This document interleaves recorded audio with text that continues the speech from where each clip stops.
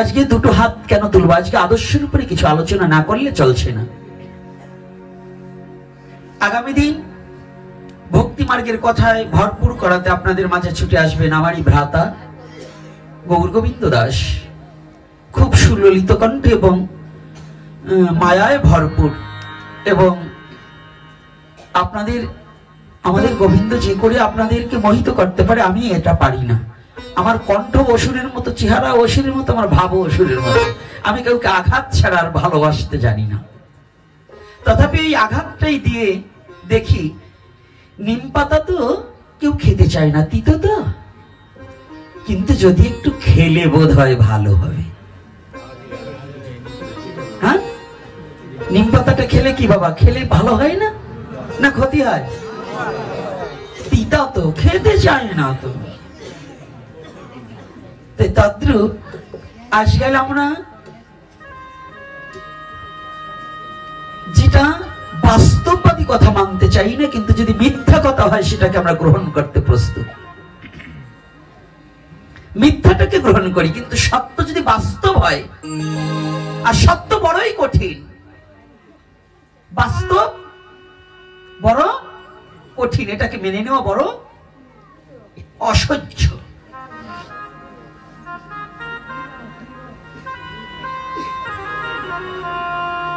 সনাতন ধর্মের যত ভগবান এসেছে, এক ভগবানও কিন্তু দুটি হাত উত্তোলন করেন।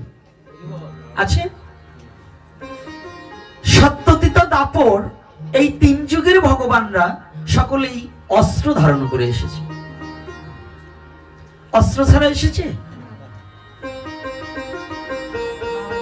সনাতনী জাতি ভালো করে একটু বুঝবে, মায়েরা ভালো করে বুঝবে।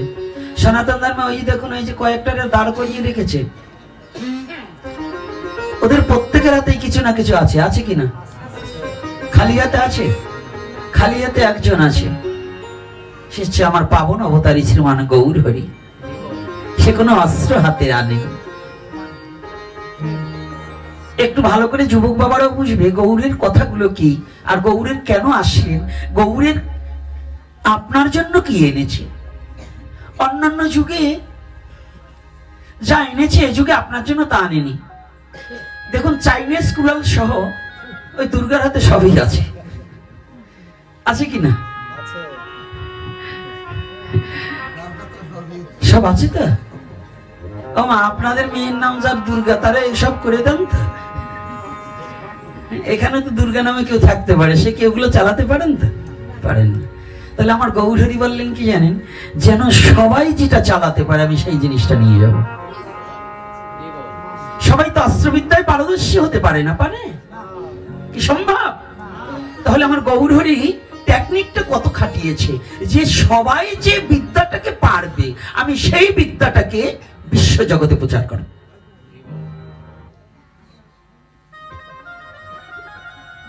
একটু বুঝতে চেষ্টা করতে হবে। গৌর লীলা তো অন্যান্য লীলায় বোঝা সহজ, কিন্তু গৌর লীলাকে বোঝা বড় কঠিন।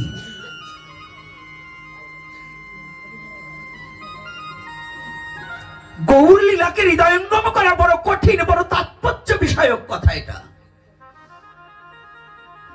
কারণ গৌর লীলায় ভগবান নিজে কখনো বলেনি আমি ভগবান। গৌর লীলায় বললেন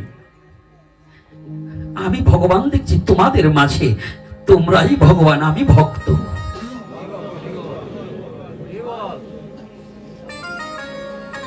এ কথাটা কেন বলেছি, যে আমি ভক্ত তোমরা ভগবান, যাতে জগৎ জীব ওই কথাটার প্রতি উত্তরে বলে না তুমি ভগবান, আমি ভক্ত, তুমি আমাকে ভক্তি দাও, আমাকে কৃপা করো, আমি যেন ভক্তির সাগরে ডুবে যেতে পারি।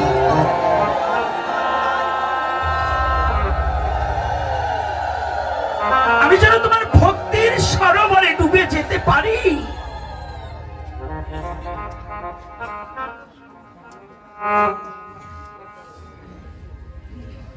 কলির যুগের বিশেষত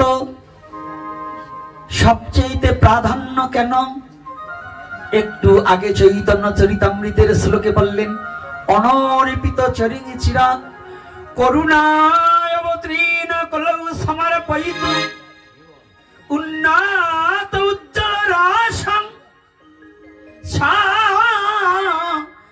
কীর্তি শ্রিয়ম হরি পুরাট সুন্দর দুতি কদম্ব সন্দীপিত সদা হৃদয় কন্দরে স্ফুটব সচির নন্দন। এই বিশেষত্বটা কি? যাহা কোন যুগে হয়নি, অনর্পিত, যাহা কোন যুগে অর্পণ করেনি। অর্পণ মানে দান করেনি, দেয়নি।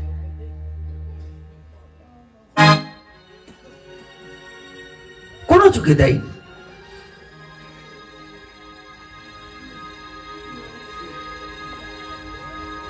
করুণায় অবতীর্ণ, তিনি করুণা করে অবতীর্ণ হয়েছে, অবতার নয়। 10 অবতারের মধ্যে কি গৌর হরির নাম আছে নাকি?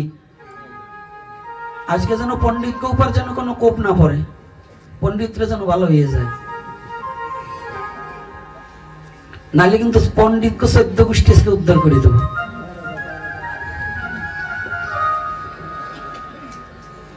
তাহলে করুণা করিয়া এসেছে, তাকে আনার মতো যোগ্যতা কলিহত জীবের নেই। কলিহত জীবের কি আছে যার দ্বারা ভগবানকে আনবে? আছে কার কি বলুন? আপনারা যারা এই যে দুর্গা পূজা করেন, কালী পূজা করেন, সরস্বতী পূজা করেন, যত পুজো করেন, আপনার কি আছে বলুন? একটা ব্যক্তি বলতে পারবেন আমার এটা আছে, আমি এই দ্বারা পুজো করেছি? একটা ব্যক্তি আমি চাই, 1 লক্ষ লোকের মধ্যে একটা ব্যক্তি দাঁড়িয়ে যদি বলে যে আমার এই জিনিসটা আমি দিয়েছি, আসুন আমি দেখিয়ে দেব। আপনি কিচ্ছু দিতে পারেননি। কি দিয়েছেন? বলবেন আমি পুষ্প দিয়েছি। পুষ্পটা আপনার? পুষ্পকার ভগবানে। পত্র ফলং পুষ্পং পত্রং, ফল পুষ্প। পত্র মানে সব গাছের পাতা নয়, তুলসী গাছের পাতা। এগুলো কি আপনার? চন্দন কার? আপনার। চন্দন একটা বৃক্ষ, সে তার নিজেকে বিলিয়ে দিয়ে, নিজেকে ঘষে ঘষে তিলে তিলে আমার গোবিন্দের চরণে লেগে গেল। কিন্তু আমি মনুষ্য জন্ম ধারণ করে আমি কোনোদিন গোবিন্দ সেবায় লাগতে পারিনি।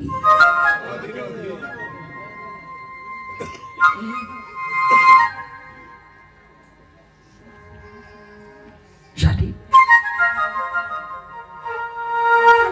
সবচেয়ে বড় কথা, যে নৈবেদ্যটা সাজিয়েছি একটা বৃক্ষের ফল দিয়ে, ও ফলটাকে আমি সৃষ্টি করতে পারিনি। যে 1 গুণ্ড জল এনে গোবিন্দের চরণে নিক্ষেপ করেছি, ওই নদীর জলটাও আমি সৃষ্টি করতে পারিনি।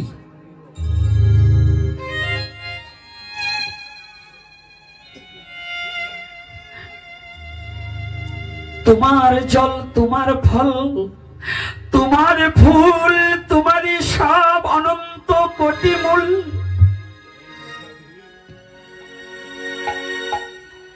জীবনে কোনদিন একটা ব্যক্তি যদি জীবনে বলে দিতে পারে যে আমার দ্বারা কোনদিন গোবিন্দ সেবা হয়েছে,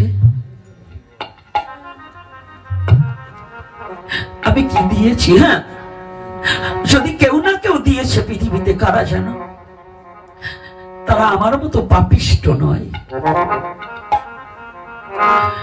যাদের দেহ মনটা গুরু গোবিন্দের চরণে চির জন্মের মতো শুভে দিয়েছে দিয়েছে।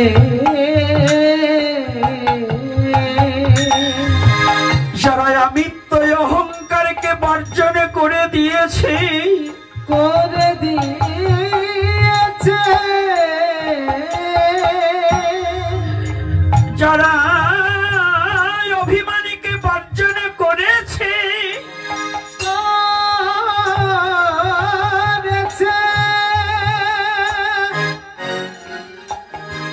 যারা জীবনে অর্জুনকে ভগবান কৃষ্ণ বলেছে অনন্ত কোটি ব্রহ্মাণ্ডের মধ্যে, অর্জুন জিজ্ঞাসা করেছিলেন কৃষ্ণ এই অনন্ত কোটি ব্রহ্মাণ্ডের মধ্যে ভক্ত তো সবাই, তবে তোমার প্রিয় ভক্ত কোনজন? শ্রেয় নয়, প্রিয়। শ্রেষ্ঠ আলাদা আর প্রিয় আলাদা। সন্ত্রাসীকে ভাই বলে ভয়ে, চেয়ার ছেড়ে দেয় ভয়ে, কারণ আজ না কাল যদি আমার ক্ষতি করে দেয়, এই ভয়ে সম্মান দেখানো। আর একজন সাধুকে দেখার সাথে সাথে বাবা বলে উঠে দাঁড়িয়ে তাকে আসন পেতে দিয়ে বসবার দেওয়া, ওই সন্ত্রাসীকে বসবার দেওয়া আর এই সাধুকে বসবার দেওয়া এক নয়। এক বাবা, ওমা এক। ওটা হচ্ছে শ্রদ্ধায় ভক্তিতে, আর একটা হচ্ছে ভয়। তো ভয়ে শ্রেষ্ঠত্ব অর্জন করা যায়, কিন্তু প্রিয়ত্ব অর্জন করা যায় না। প্রিয়ত্ব অর্জন করতে হলে অর্জুন জিজ্ঞাসা করলেন, গোবিন্দ ও গোবিন্দ বলো, এই বিশ্ব জগতের মাঝে তোমার প্রিয় ভক্তকে? ভগবান কৃষ্ণ বললেন, অর্জুন তুমি জানো না এই বিশ্ব ব্রহ্মাণ্ডের মধ্য যে আমি আদি আমি অন্ত, যে জানে আমি অনাদির আদি গোবিন্দ গোবিন্দ, যে জানে যে গোবিন্দ ভিন্ন জগতে আমি কিছু নাই, কিছু না,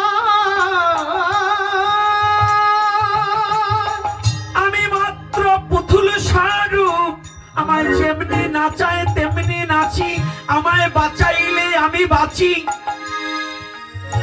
আমি খাওয়াইলে তিনি আমায় খাওয়াইলে আমি খাই, আর তিনি না খাওয়ালে আমি উপবাসে যাই। এই তত্ত্ব যে জানে স্বামী প্রিয় ভক্ত, সমানে আমার স্বামী প্রিয় ভক্ত, সে আমার প্রিয় ভক্ত। তাহলে আদিমূল কি? আমি কি দিয়েছি? জলটা কি আমার দিয়েছি?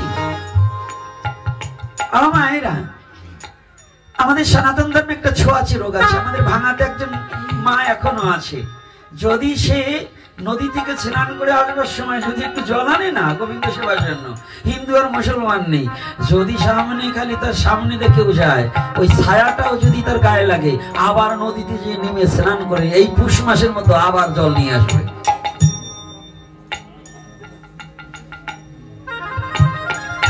যদি 10 বার যেতে হয়, ওই 10 বারই নদীতে নামবে। এখনো আছে যাদের ভাঙাতে মালোপাড়া এবং বর্ণিক পাড়ায় আত্মীয় হচ্ছে, একটু খোঁজ নিলেই পাবেন, আমি নামটা বলবো না। তাহলে বুঝতে পারছেন, 10 বারও যদি হয় 10 বার জল ফেলে আবার জল আনবে, কারণ ওই ছায়াটা লেগেছে, তাতে ওই জলটা অপবিত্র হয়ে গেছে। আচ্ছা, জল কি কখনো অপবিত্র হয়? হয় জল অপবিত্র? যদি জল অপবিত্র হয়, যারা কালীঘাটে স্নান করেছেন না, কালীঘাটের জল যারা খেয়েছেন,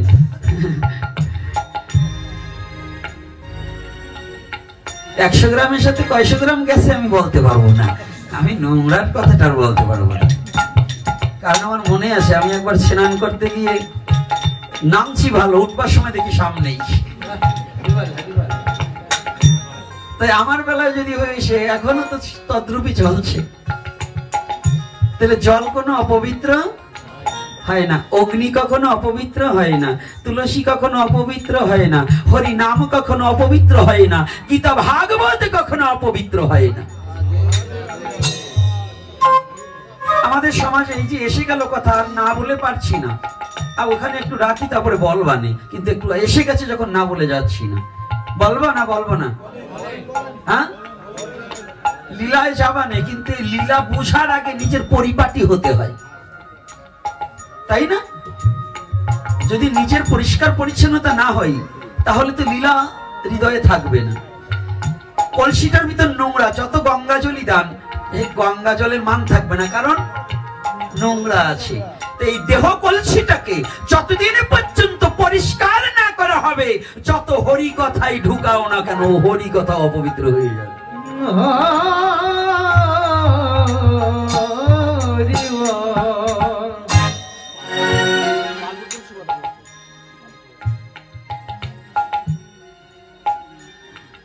বলার আগে তোমাদের সরাতে হবে। দেখুন, আমাদের সমাজে যেখানে বর্ণ হিন্দু বেশি আছে, আবার চেতবেন না কিন্তু আমার কথাটা কিন্তু একটু বেয়ারা।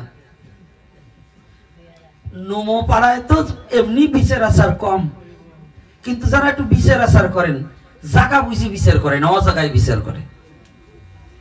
যারা একটু বেশি সুচিবাই আছে, এরা জায়গা মতো সুচিবাই করে না, অজাগায় বিচারটা করে। অজাগা কেমন? হসপিটালে যদি কেউ যায়, তাই তুলসীর মালা ছিঁড়ে যেতে হয়। কি এরকম আছে না? কি আমার আছে কিনা? সত্য কথা বলবেন, কি এটা করে কিনা? আচ্ছা, যদি হসপিটালে যাওয়ার পরে তুলসীর মালা ছিঁড়তে হয়, যে তুলসী দ্বারা তোর 14 গোষ্ঠী পবিত্র হয়, সেই তুলসীর মালা কি কখনো অপবিত্র হয়? তোর কানের স্বর্ণটা তো ত্যাগ করলি না, 5000 টাকা দামে শাড়িটা পরে গেছিল হসপিটালে, ওইটা ধুইলে যদি পবিত্র হয়, তাহলে অপবিত্র তুলসীর গায়ে?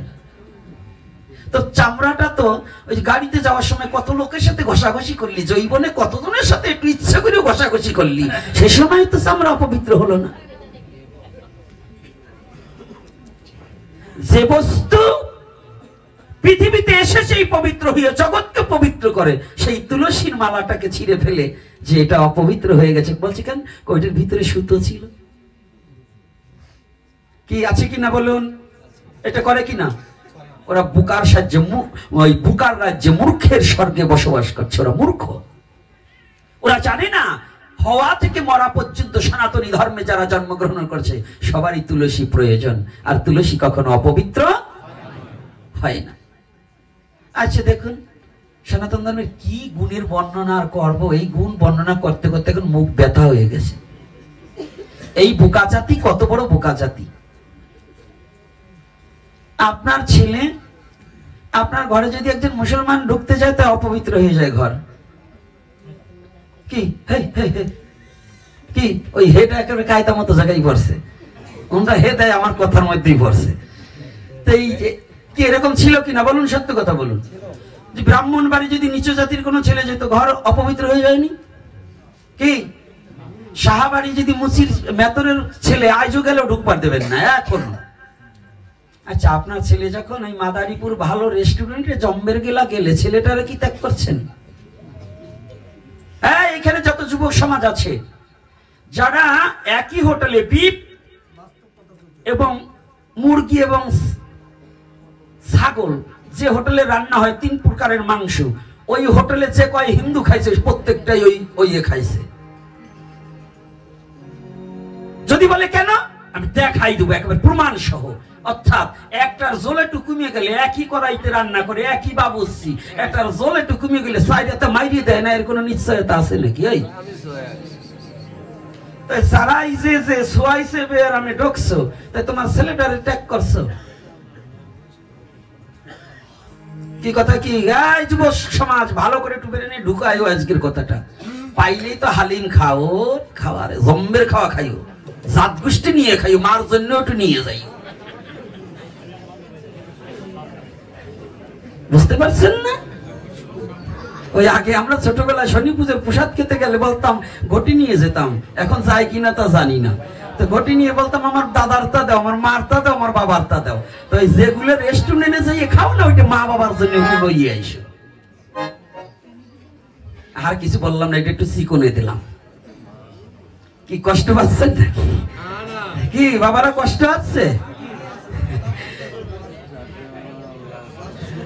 যারা খায় তাকে একটু রাগ ঠেকতেছে না? আবার আরাটায় ভাবতেছে আমি যে যাই খাই, গুসাই জানলো কি করি। তবে আজকে আমি বলছি না, একটু পরিষ্কার না করলে হবে না, একটু পরিষ্কার করার প্রয়োজন আছে। মুসলমান বাড়ি খেতে কোনো নিষেধ নেই, খ্রিস্টান বাড়ি খেতে কোনো নিষেধ নেই, কিন্তু নিষেধ আছে। কোনটা? তোমার স্বধর্মে যেটা অখাদ্য, সেই লেশ যেখানে আছে সেইটা তুমি গ্রহণ করিতে পারিবে না। কথাটা বোঝো? সনাতন ধর্ম এমন একটা ধর্ম, কোন মনুষ্যকে ছোট করে দেখার কোনো অধিকার নেই। সনাতন ধর্ম এমন একটা ধর্ম, কোন জাতিকে, কোন ধর্মকে ছোট করে দেখার কোনো অধিকার নেই। যদি কেউ করে সে মূর্খ। কি রাগ করছেন নাকি? কথাটা কি সত্য না মিথ্যা? তাহলে আজকে গৌর হরি কি দিতে এসেছে ওটা বলবান, আগে আপনারা কি দিচ্ছেন ভগবান এইটা একটু বলে নিলাম। তাহলে কি করছেন দেখুন, জলের কোনো দোষ নেই। জলের দোষ আছে? একই জলে ব্রাহ্মণ, মুসি, চন্ডাল সবাই কি শুচি কিনা? হিন্দু, মুসলমান, বৌদ্ধ, খ্রিস্টান সকলে এই নদীর জলে স্নান করেননি? আচ্ছা, তাহলে যে জল দেয় এই 14 গোষ্ঠী শুচি হচ্ছেন, তো সেই একজন ব্যক্তির ছায়া যদি আপনার গায়ে পড়ে, তাতে যদি জল অপবিত্র হয়, তাহলে আপনি কেমন ধার্মিক হয়েছেন? আপনি ধার্মিক? তাহলে কি ধর্মের নামে আপনি ভণ্ডামি করছেন এবং ধর্মের নামে অধর্মকে ছড়িয়ে দিয়ে সনাতন ধর্মটাকে হিয়পূর্ণ করছেন। সনাতন ধর্ম এমন একটা ধর্ম, বিশ্ব জগতের অপবিত্রকে পবিত্র করার মতো যোগ্যতা সনাতন ধর্মে আছে। আমি সেই ধর্মে জন্মগ্রহণ করেছি যে ধর্মে অনন্ত কোটি ব্রহ্মাণ্ডের সমস্ত অপবিত্রকেও পবিত্র করার মতো যোগ্যতাই সনাতন ধর্মে আছে। আছে কিনা? তাহলে গীতা পাঠ করতে যেখানে যেখানে যাবেন একটা গীতা রাখতে কি দোষ আছে? আপনি হোস্টেলে থাকেন, সে যুবক ছেলে হোস্টেলে বসেও গীতা অধ্যয়ন করতে হবে, কারণ হোস্টেলেও তোমার গীতাকে অপবিত্র করার মতো যোগ্যতা পৃথিবীতে কোনো পাপ, এত বড় পাপ সৃষ্টি হয় নাই। কি আমার গীতা কি সামান্য জিনিস? যদি একজন ছুঁইলে, একজন মুসলমান ছিল যদি আমার গীতা অপবিত্র হয়ে যায়, তাহলে গীতার তো মুসলমানই বড়, একে বড়। আমি ছুঁইলে যদি তোর ভগবান অপবিত্র হয়, ওই সাতার ভগবানের পূজা আমি গোপীনাথ করি না, কারণ ওর চেয়ে তাহলে ওই ভগবানের আমি গোপীনাথ বড়, কারণ আমি ছুঁইলে যদি অপবিত্র হয় তাহলে তোর পবিত্রতা নেই। আমি সেই ভগবানের পূজা করি যে ভগবানকে অনন্ত কোটি ব্রহ্মাণ্ডের বেবিচারী যদি হয়, পতিতাও যদি ভগবানকে স্পর্শ করে, সেই পতিতাও পবিত্র হয়ে যাবে। আমি সেই ভগবানের পূজা করি যে ভগবানের নাম বদনে উচ্চারণ করলে পরে পতিতা পর্যন্ত সৎ চরিত্রের অধিকারী হয়, তিনি আমার ভগবান গৌর হরি। তিনি কে? ভগবান। কথাটা বোঝার চেষ্টা করতে হবে। যেখানে আজকে যে কথাটা মহাপ্রভু বলাচ্ছেন, এই কথাটাকে একটু বোঝার চেষ্টা করতে হবে। ভগবানকে অপবিত্র করার মতো যোগ্যতা পৃথিবীতে কারো নেই। ওইটা অপবিত্র হয়ে গেছে, সেইটা অপবিত্র হয়ে গেছে। এই কোনটা কি হয়েছে? কি ভাব হয়েছে? চুপ করে থাকবা না, বলছো ভালো মা, এখন কথা বলা যাবে না। কালকে সকালে আসবা, তোমার ছেলের সাথে প্রাণ ভরে কথা বলবা। আর এখনই কথা বললে কিন্তু তোমারে গাই লিব না, তোমার মারে গাই লিব, কারণ তুমি তো আমার মা। নিজের মার সাথে তো খারাপ ব্যবহার করা যায় না। করা যায়? মার সাথে ছেলে খারাপ ব্যবহার করতে পারে? একজনের সাথে পারে। বলেন তো কি মার মা আমার কি হয়? হ্যাঁ, ওই হারামজাদারা এখনো, কারণ তো ওখানে তো বিয়ে করেনি, কার সাথে কি সম্পর্কটা ওরা বোঝে না। দিদিমা ওটাও ঠিক আছে, তালারাই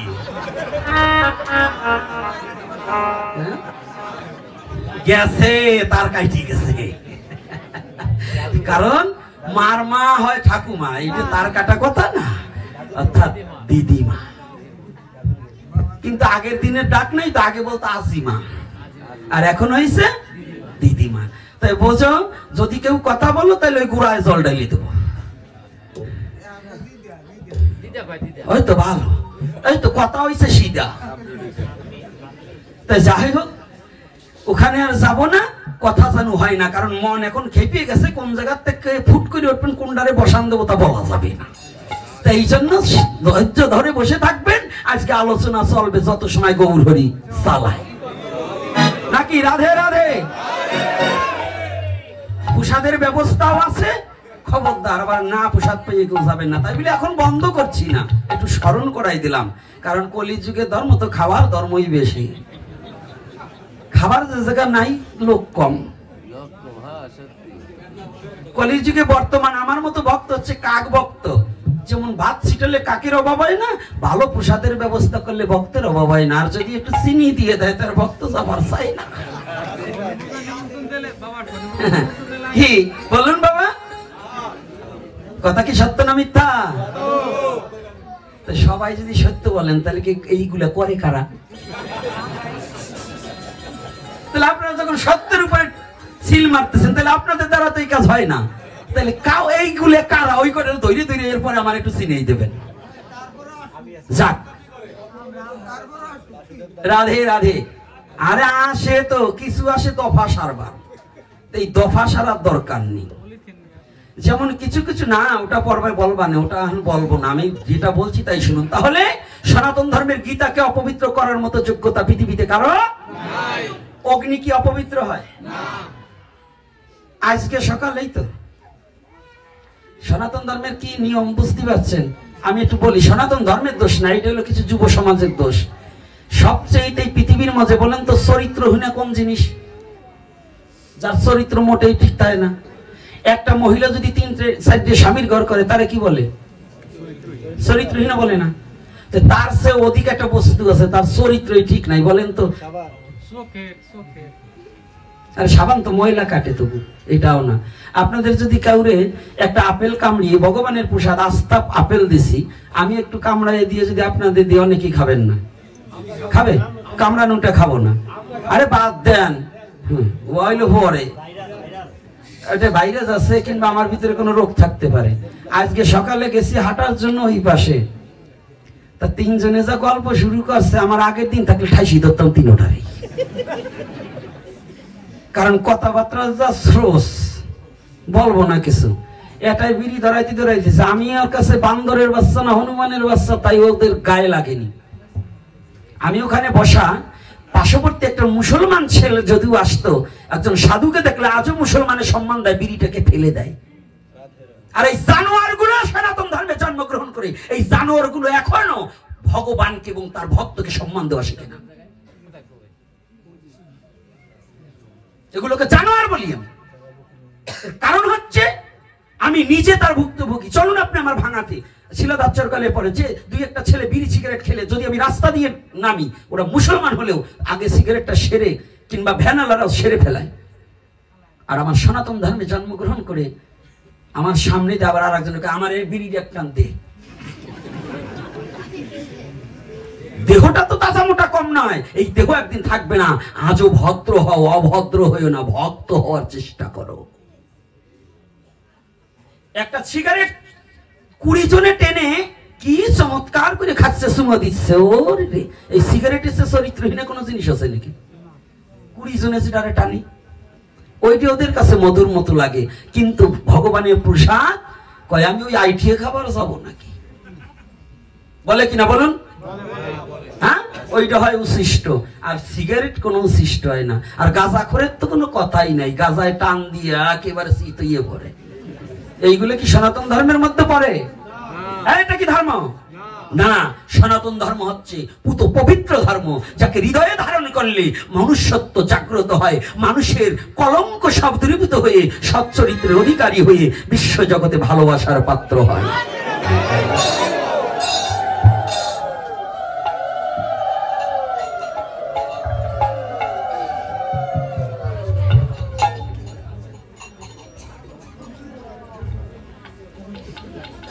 তাহলে পবিত্র কি? গীতা অগ্নি কি অপবিত্র না পবিত্র? অগ্নিতে কি হয়? বিষের বিষক্রিয়াও নষ্ট করে দেয়, দেয় কিনা? এই বিষক্রিয়া নষ্ট করে কিনা? তাহলে অগ্নি কি অপবিত্র? একজন মুসলমানের দোকানের তেলে মেজবাতি কিনে আনলে তো আর আগুন ধরায় আনলে তো আর অপবিত্র হয় না, অপবিত্র হবে? তাই যদি অপবিত্র না হয়, তাহলে সনাতন ধর্মের পবিত্র কি আর অপবিত্র কি, এই বোধগম্যটা আমাদের একান্ত প্রয়োজন আছে কিনা? আছে কিনা?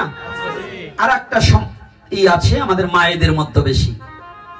আমাকে আসবো জেনে একটা মা ফোন করেছে, আমাকে বলছে, বাবা আমার বাড়ি কুমোরটাক। তাই বলছি কি? বলছে, আপনি কৃপা করে বলে দেবেন আমাদের বংশে যদি কেউ মারা যায়, আমরা কি পুজো দিতে পারবো কিনা? মারা গেছে কার? আমার বংশের। দোষ হয়েছে কার? ভগবানের। কেমন? শাস্ত্রে লিখেছেন দেবতা পূজা নিষিদ্ধ, কিন্তু কৃষ্ণ পূজা নিত্য নৈমিত্য। ঔষধ অবস্থায় কোন কৃষ্ণ পূজার কোন নিষেধাজ্ঞা নেই। আপনার বাবা মারা গেছে, আপনি যে 11 দিন 15 দিন 13 দিন 1 মাসের মধ্যে যে আপনি মারা যাবেন না, এর কোন লাইফ গ্যারান্টি আছে? হ্যাঁ, এই বাংলাদেশে এমন ইতিহাস আছে, বাবাকে দাহন করিয়ে এসেই ছেলে আর ঘরেও যেতে পারে নাই, আবার ছেলের শ্মশানও দাউ দাউ করে চলেছে। বাবা শোনেননি আপনারা? অনেক কিছুদিন আগেও একটা ঘটেছে। তাহলে এগুলো কি জানেন? আমি কখনো মৃত্যু হব, মৃত্যু অবশ্যম্ভাবী, অবধারিত মৃত্যু, জন্মিলে তার মৃত্যু হবে। কিন্তু যদি আমি এক সেকেন্ডের জন্য, একটা দিনের জন্য যদি ভগবত ভজন থেকে বঞ্চিত হয়ে যাই, ওই দিনটা আর আমি খুঁজে কোনোদিন পাবো না। এজন্য হরি নামের কোনো অসহ্য নেই। হরি নামের যদি অসহ্য থাকতো, শ্মশানে মরাটাকে কাঁধে নিয়েও বলে বলো হরি, তাহলে কি হরি বল বলছে না? হরি নাম করছে না? ওখানেও কৃষ্ণ নাম করছে। তাহলে হরি নামের কোনো ঔষধ নেই। যদি থাকতো তাহলে শ্মশানে হরি নাম করা যেত না, ওই মৃত্যু ব্যক্তিকে কাঁধে নিয়েও হরি নাম করা হতো না। তাহলে সবার জানতে হবে হরি নামের কোনো কালাকাল, ক্ষেত্র অক্ষেত্র কোনো বিচার নেই। মহাপ্রভুর এই হরি নাম এত পুত পবিত্র। এজন্য বলছি, যাহা কোন যুগে অর্পণ হয়নি সেটাই কলির যুগে দিয়েছে। কে দিয়েছে? শ্রীকৃষ্ণ চৈতন্য মহাপ্রভু। কোন এজন্য বলছে, কি বলছে?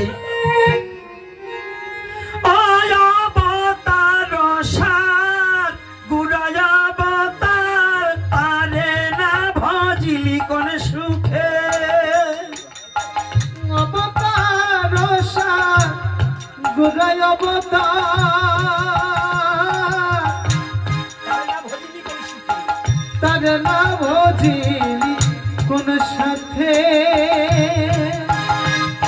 অবতার সার গুড়াই অবতার, তার না ভজিলি কোন সুখে। অবতার সার গুড়াই অবতার,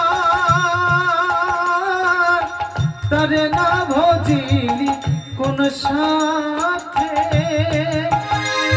ও তুই ইক্ষু ভাবিয়া কাঠের চুষিয়া মজিলি সংসার দুঃখে। তুই খুব ভাবিয়া কাঠের চুষিয়া মজিলি সংসার মাঝে। ও তুই ইক্ষু ভাবিয়া কাঠের চুষিয়া মজিলি সংসার দুঃখে। খুব ভাবিয়া কাঠের চুষিয়া মজিলি সংসার মাঝে। বলি তার তো জনম দুঃখে যাবে, তার তো জনম দুঃখে যাবে। ও যে জন গৌর হরি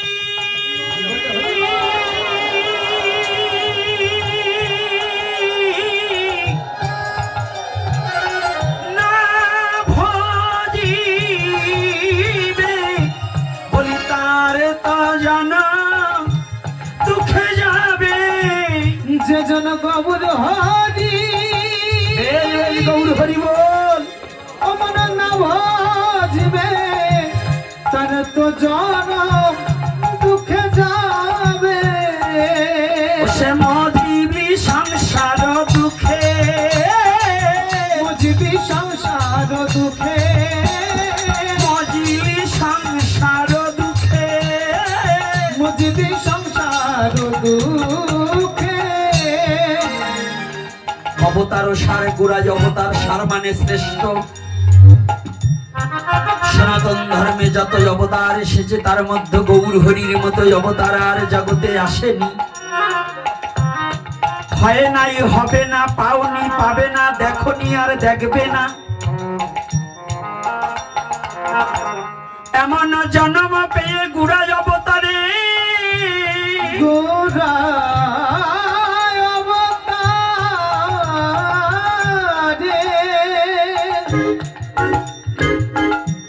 এই গুরাজ অবতারে যার,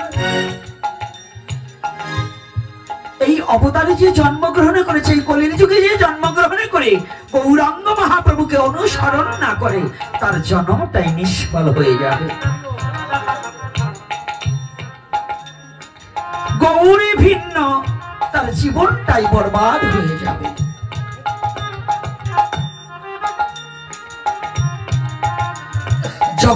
আপনাদেরকে শিখাবার নিমিত্তে আমি পূর্বে বলেছিলাম দুটি হাত উত্তোলন করার কথা। দেখুন, কোন ভগবান, তিন যুগের ভগবান হাতে অস্ত্র নিয়ে এসেছে, কিন্তু আমার এই কলির যুগের ভগবান কি বললেন? এবে অস্ত্র না ধরিব, প্রাণে কারে না মারিব, প্রেম দিয়ে জগৎ ভাসাইব, জগৎ ভাসাইব, নিজে হরি নাম লইয়া আপনি নাচিয়া জগৎ নাচাইব, নাচাইব। সবাইকে নিজে নাম লইয়ে সবাইকে নাম লবাইব, লবাইব।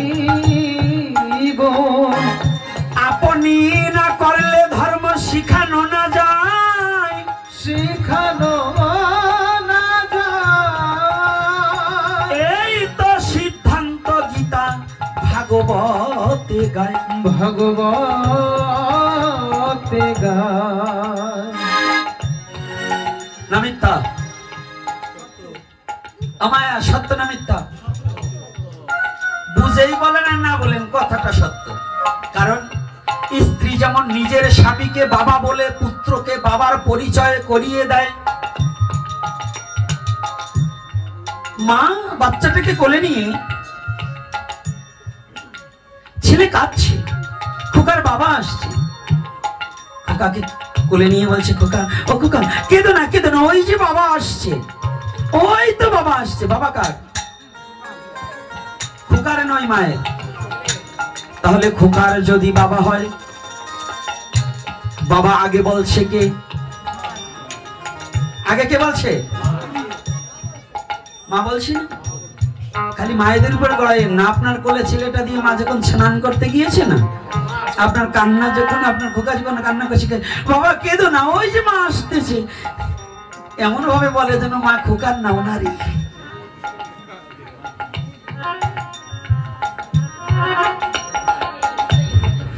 আরে কায়দা আছে, ওই খোকারও মা তোমারও মা। বাঁশের তে যদি আর একটা বাঁশ হয়, সেটাকে কি বলে? আর কি বলে? বাঁশ বলে না? কলা গাছের গোড়া আর একটা কি কলা গাছ হলে সেটাকে কি বলে? না, ওটা বাঁশ গাছ বলে, গাব গাছ বলে। তাহলে কলা গাছ বলে। তোমার দ্বারা স্ত্রীর গর্ভে যে সন্তান এসেছে, ওটা তো তোমার অবয়ব, তোমার আর একটা রূপ। তাহলে তুমি তোমার স্ত্রীকে মা ডাকছো, রাধে। এটা একটু চিকন ভজনের কথাটা বলে দিলাম, এটা একটু গভীরতম কথা। আত্মজয়া পুত্রা, আমার আত্মাই তো পুত্রের মধ্যে বিরাজ করছে নাকি? আমার ব্রহ্ম সত্তা থেকে পুত্রের উৎপত্তি নয়? রূপের তাৎপর্য আলাদা। তদ্রূপ আমার গৌর হরি জগৎ জীবকে পরম পিতার সাথে পরিচয় করাবার জন্য নাম কলির যুগে নাম রূপে কৃষ্ণ অবতার। কৃষ্ণ সর্বক্ষণ বল মুখে বিধি নাহিয়া,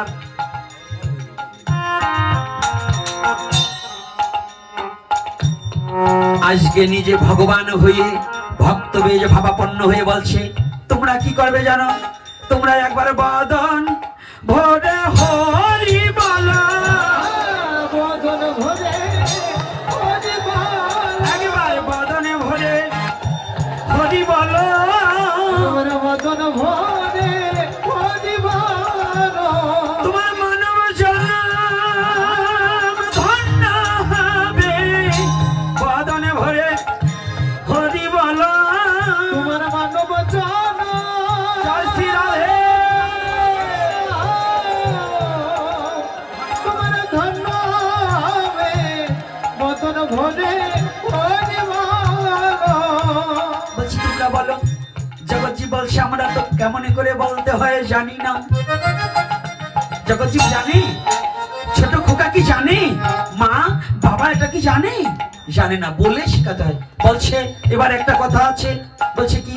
আমার গৌরী হিরি বলছে, আমিও বলি তোমরাও বলো, আমিও বলি তোমরা বলো, বলি আমিও বলি তোমরা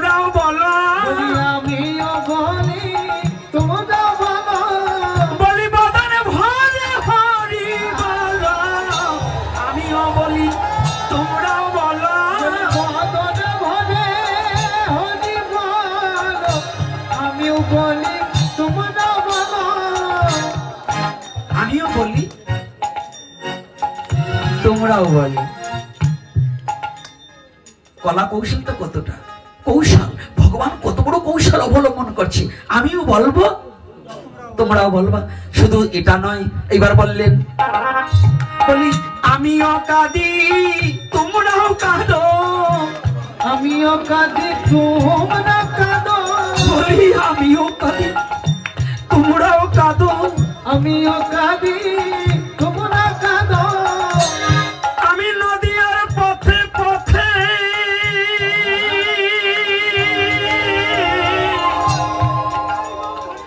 ওরে কেঁদে বেড়াবো, আমিও কাঁদি তোমরাও কাঁদো, নদীর পথে পথে কেঁদে বেড়াবো, আমি কেঁদে বেড়াবো, আমিও কাঁদি তোমরাও কাঁদো। ওরে আমি পথে পথে আমি কেঁদে বেড়াবো, জগতে আমিও কাঁদি তোমরাও কাঁদো, নদীয়ার পথে পথে পথে পথে কেঁদে বেড়াবো, কেঁদে বেড়াবো, আমিও কাঁদি। আমিও কাঁদি তোমরা কাঁদো। ওরে হা কৃষ্ণ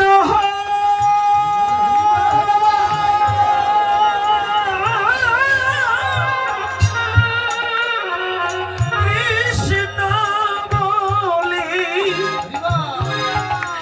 আমি পথে পথে কেঁদে বেড়াবো, আমি কৃষ্ণ কৃষ্ণ বলে ওই কৃষ্ণ বলে পথে আমি পথে পথে কেঁদে বেড়াবো।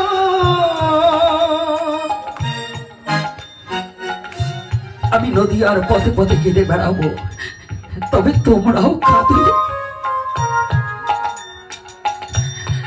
হে জগদীজি, তোমরা কৃষ্ণ বলে কাঁদিতে জানো না,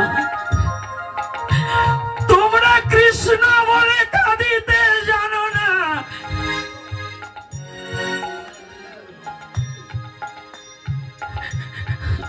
আমি কেঁদে তোমাদেরকে কৃষ্ণ বলে কাঁদা শিখাবো।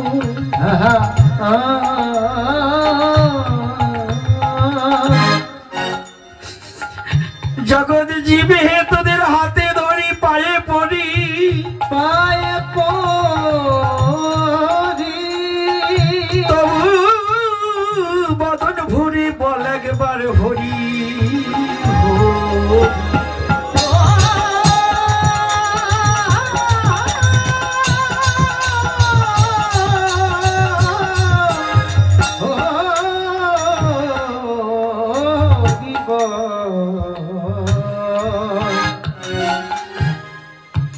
আমি তোদেরকে কাঁদাতে এসেছি কেন জানিস? তার জন্য আমি কাঁদছি।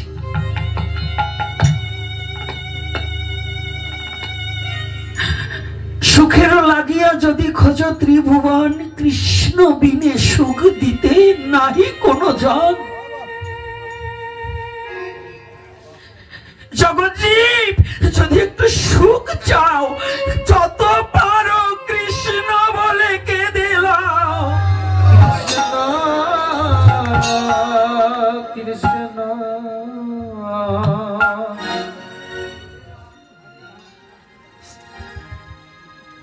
সুখ যদি চাও, এই কৃষ্ণ বলে কাদার মাঝে কত সুখ আছে, যে কাঁদে না সে তো কোনোদিনই জানে না, জানে না। যে কোনোদিনই গোবিন্দের চরণে আত্মসমর্পণ করেনি সে তো কোনোদিনই বুঝবে না, বুঝবে না।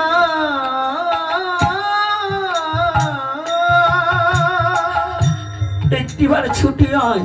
জগৎজীব জগৎজীব বললেন, প্রভু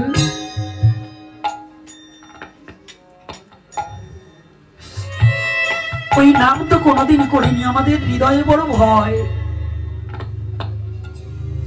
আমরা তো কোনোদিন কেমন করে মধুমাখার নাম করতে হয় আমরা জানি না। নামে যদি অপরাধ হয়,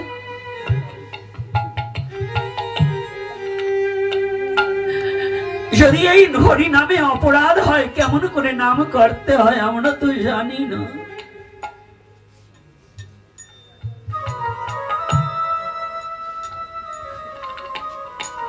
প্রভু বললেন, অমনি দুটো হাত উত্তোলন করে দিয়ে বললেন, মা ভয়, মা ভয়, মা ভয়, জগতে জীবে তোদের কোনো ভয় নেই।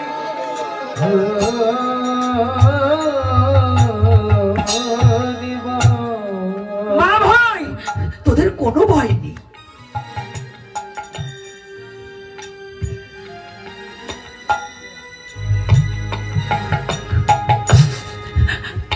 যদি কোনো ভক্ত জানে কৃষ্ণ বলিতে না বহে, নয়নের ধার, নয়নের মা ভয়, মা ভয়, ভয় নাই, ভয় নাই, আমি তারে নিজে হাতে করে দিব পার।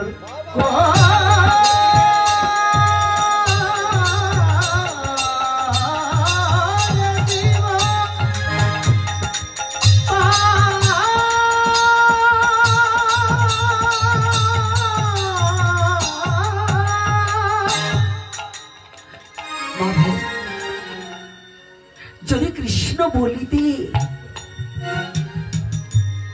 যদি কোনো ভক্তের ঝরে দুটি ধার, এই নয়নের ধারা যদি একবার ঝরে, মা ভই কোনো ভয় নেই, আমি শচীর নন্দনে গৌর হরি কথা দিচ্ছি, আমি নিজ হাতে তাদের পার করে দেব। এজন্য ভাবুক তার ভাব প্রসঙ্গে একটা পদ যোজন করেছি।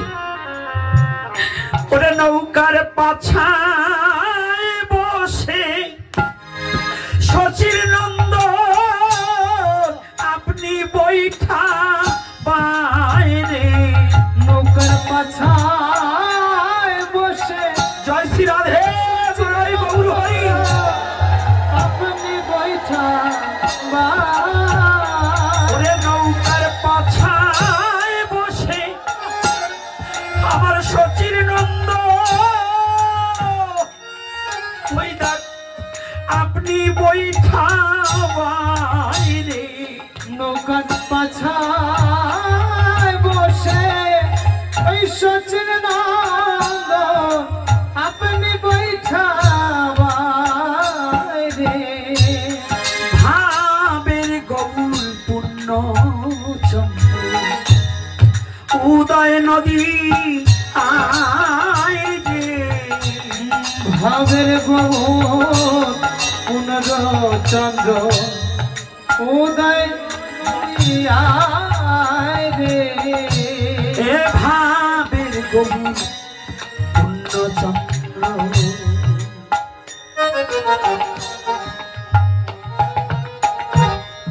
সারি যুগ পূর্ণ হল হেন মনে করি,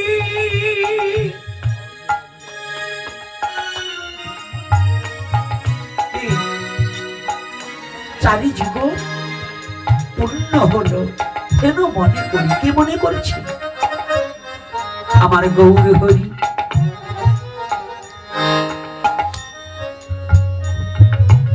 পূর্ণ অবতার, কেউ কেউ বলছে গৌর হরি বলে পূর্ণ নয়, মিথ্যা বলে। গৌর হচ্ছে পূর্ণ অবতার, বহু অঙ্গ এক অঙ্গ হয়ে কলিতে গৌরাঙ্গ অবতার। কে বলছে গৌর পূর্ণ নয়? এটা দর্শনে ভুল হয়, এটা দর্শনে। যে যতটুক এখান থেকে যে মাদারীপুরের জীবনে যায়নি সে বলবে মাদারীপুর কেমন, এটা এটা তার কাছে কেউ জিজ্ঞাসা করে ভুল বলবে। আর যে মাদারীপুরটাকে, যে মাদারীপুরে বসবাস করছে তার কাছে যদি কেউ জিজ্ঞাসা করে ওখানে পুলিশ লাইন কতটুকু দূর, ইটের পোল থেকে পুলিশ লাইন কত কয় কিলোমিটার দূর, সে বলে দিতে পারবে। কিন্তু যে জীবনে কোনোদিন ওখানে যায়নি সে কি বলে দিতে পারবে? তাই যারা গৌরকে চিনতে ভুল করেছে তারা বলবে গৌর হরি পূর্ণ নয়। আর যারা গৌর সম্বন্ধে ভজনে করিতে করিতে হৃদয়ে মাঝে গৌর প্রেমে প্লাবন বয়ে গেছে, তারা একমাত্র জানে গৌর পূর্ণ রসরাজ।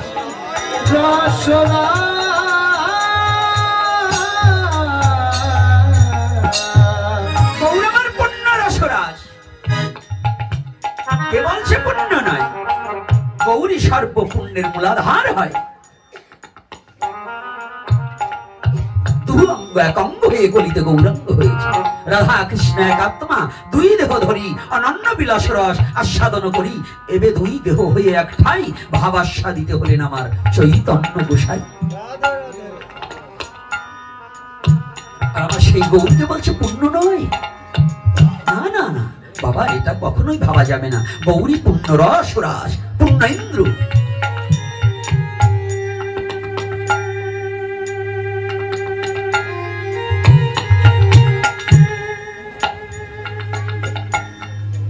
এই গৌর পূর্ণ ইন্দ্রকে যেজন ভালোবাসতে পেরেছে, যারা জীবনের তরে হৃদয় দিয়ে অনুভূতির জগতে অনুধাবন করেছে, সে আর ঘরে থাকতে পারে না।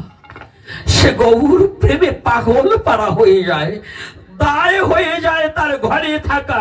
বিশ্ব জগৎ যেন তার আপন হয়ে যায়। গৌর রসরাজের প্রেমে যে ডুবেছে, বিশ্ব জগৎ তার আপন হয়ে গেছে।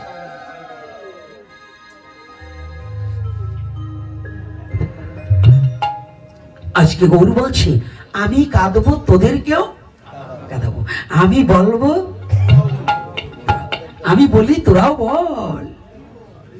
তাই আজকে ভগবান হয়ে নিজ নাম নিজ লয়ে কাঁদছে, ভগবান হয়ে নিজ নাম নিজ লয়ে ধুলায় গড়াগড়ি যাচ্ছে, দুটি হাত উত্তোলন করছে। মা ভই বললেন তোরাও হাত তুলে দাঁড়া, কারণ হ্যাঁ আমি হাত তুলেছি, তোরাও হাত তো। রাধে কেন হাত তোলা? বলছে হাত তুলতে এই যে পুরুষ ছেলে এইটুকু নয়, মেয়েরা এইটুকু, পুরুষ ছেলে এইরকম। হ্যাঁ এই যে মায়েরা, মায়েদের এরকম হবে না, এরকম হবে না, মায়েরা হবে এটুকু। এরও একটা তত্ত্ব আছে, বলবো? হ্যাঁ কেন এরকম আর কেন এরকম? মায়েদের অঙ্গ ঢেকে রাখার জন্য যদি দুবাহু টান করে, যদি অঙ্গের শাড়িটা পরে যায়, বস্ত্রটা পরে যায়, তাহলে ওই মাতৃ মুখ দর্শনে কারো চিত্তে কাম ভাবাপন্ন হইতে পারে। এজন্য শাস্ত্রে বললেন তুমি তোমার নিজেকে সংযত রাখার জন্য অন্তত এতটুকু হাত তুলবে। আর পুরুষ মনে থাকবে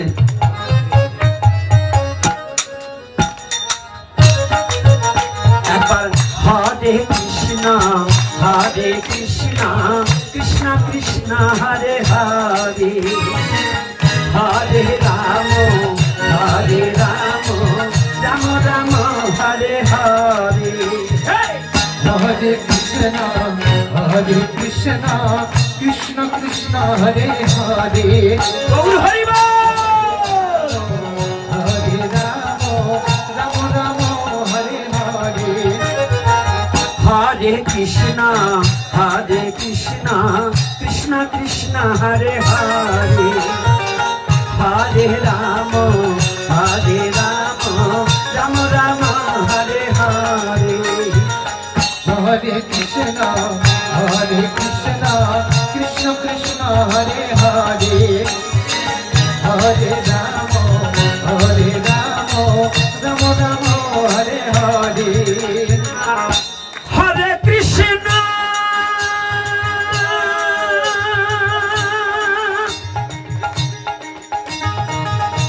হরে কৃষ্ণ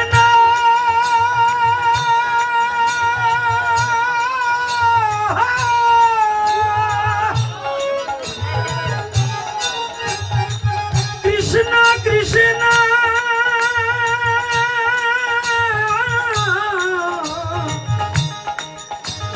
হরে হরে,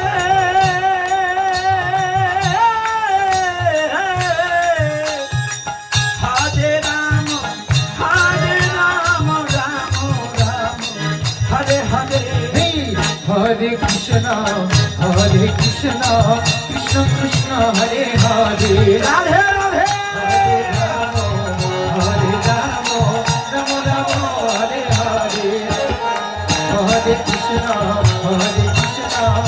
কৃষ্ণ হরে হরে হরে রাম রাম রাম হরে হরে। আমিও বলবো, তোরা কি বলালেন? কি বলছে? কৃষ্ণ নাম। আমি কাঁদবো, তোরাও কাঁদবি। কি বলে?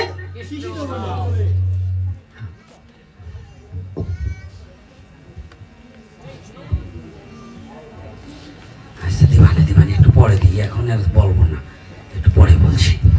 তো এইবার কি, এবার কি একটু গরম লাগছে না ঠান্ডা? আরে ঠান্ডা না গরম? বেশি গরম হয়ে গেছে। পণ্ডিত উস্তাদের মার শেষ রাত্রে হরে কৃষ্ণ হালদারের উস্তাদ বলে, বুঝছেন তো? আর বললাম না কিছু, মানে আমি যে কি, না না থাক বিপদ।